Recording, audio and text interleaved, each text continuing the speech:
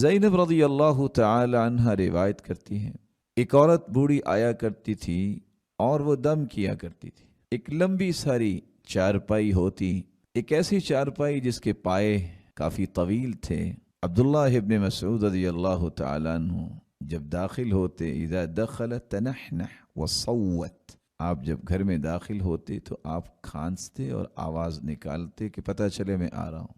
ایک دن عبداللہ ابن مسعود تشریف لائے تو اس عورت نے آواز سنی تو اس نے پردہ کر لیا۔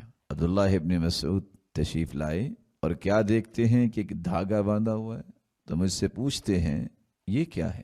فقلت رقا لی فیہ من الحمرہ، یہ اصل میں دم ہے، یہ جھاڑ پھونک ہے تاکہ کسی قسم کا نقصان نہ ہو، کہ جسم پہ کوئی سرخی نہ آئے، کوئی ایسی پریشانی لاحق نہ ہو۔ تو زینب رضی اللہ تعالی عنہ بیان کرتی ہیں کہ سیدنا عبداللہ ابن مسعود رضی اللہ تعالی عنہ انہوں نے اسے کھینچا، اسے توڑا اور پھینک دیا۔ بیوی کے ساتھ خامند کا یہ معاملہ کیوں ہوا؟ انہوں نے اس کی توجیہ بیان کی اور کہنے لگے لقد اصبح آل عبد اللہ اغنیاء عن الشرک، عبداللہ کی آل اولاد شرک سے بری ہے، کیونکہ میں نے اللہ کے رسول صلی اللہ علیہ وسلم سے سنا تھا ان الرقى والتمائم والتولہ شرک، کہ یہ چیزیں شرک ہیں۔ جن تین چیزوں کا تذکرہ کیا ان میں تمائم بھی ہے، تمیمہ کی جمع ہے، تمائم بھی شرک ہے، اور اس طرح کے دھاگے باندھنا اور اس طرح کی چیزوں کو اپنی نجات کا پرمٹ سمجھنا اور تکلیفوں سے دور ہونے کا سبب سمجھنا، یہ تو شرک ہے۔ تو میں نے ان کے سامنے ایک بات پیش کی۔ ایک دن میں گھر سے نکلی، فلاں شخص نے دیکھا تو نتیجتاً آنکھوں میں پانی آ گیا۔ جب دم کیا تو اس کا پانی جو جاری تھا آنکھوں سے وہ رک گیا۔ تو عبداللہ ابن مسعود رضی اللہ تعالی عنہ کیا کہتے ہیں؟ ذاک الشیطان اذا اطعته ترککی واذا عصیته طعن باصبعه فی عینک، تو شیطان ہے، جب تم اس کی اطاعت کرو گے تو چھوڑ دے گا، جب اس کی نافرمانی کرو گے تو وہ شیطان ہے جو اپنی انگلی آنکھ میں مارتا ہے اور پانی نکالتا ہے، تاکہ سمجھ آئے اور اس شیطانی وصے کے پیچھے لوگ لگے رہیں۔ اگر رسول اکرم صلی اللہ علیہ وسلم کا طریقہ اختیار کرتی تو یہ بہت بہتر ہوتا۔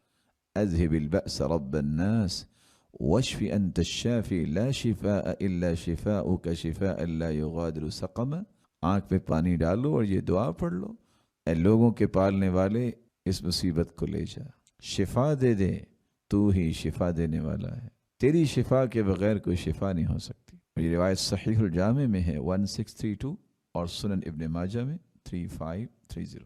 ایسے جھاڑ پھونک جس کا تعلق قرآن سے نہیں ہے، مریض کے اوپر ایسی چیزیں پڑھ کے پھونکنا جس کا تعلق شریعت سے نہیں ہے، شرکیہ الفاظ، غیر اللہ کو پکارنا، کسی فرشتے کو پکارنا، کسی جن سے داد رسی کے لیے اس کے سامنے بات رکھنا، اور جو دنیا سے جا چکے ہیں کسی صاحب قبر سے استغاثہ کرنا، اس کا نام لے کے دم کرنا، یہ ساری چیزیں انسان کو شرک اصغر کے دائرے میں لے جاتی۔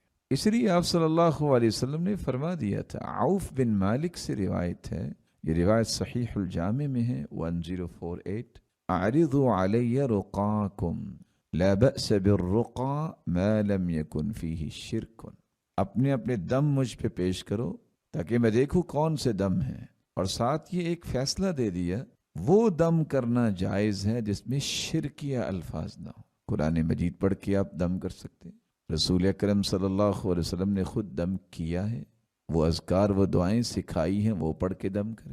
یہاں مقصود یہ ہے کہ وہ دم، وہ جھاڑ پھونک جس میں غیر اللہ کا نام لیا جائے، شرکیہ کلمات ہو، یہ جائز نہیں ہے، یہ شرک اصغر ہے۔ آپ سورۃ الفاتحہ پڑھ کے دم کر سکتے ہیں، صحابہ کرام نے کیا۔ اس لیے دم کے حوالے سے یہ دو باتیں سمجھنا ضروری ہے۔ اگر دم اللہ عز و جلال کی کلام کے ساتھ کیا جائے، قرآن سے یا حدیث سے، تو یہ جائز ہے، لیکن اگر اللہ کے قرآن اور حدیث کے علاوہ شرکیہ کلمات اور خرافات کے ساتھ دم کیا جائے، اور کچھ لوگ دم کرتے ہیں ایسے ایسے الفاظ بولتے ہیں اس کی سمجھ نہیں آتی اس کا معنی کیا ہے، تو ایسا عمل انسان کو شرک اصغر کے دائرے میں داخل کرتے ہیں۔ اللہ رب العزت ہم سب کو اپنے اعمال کو خالص کرنے کی توفیق عطا فرمائے۔ وآخر دعوانا ان الحمد للہ رب العالمین.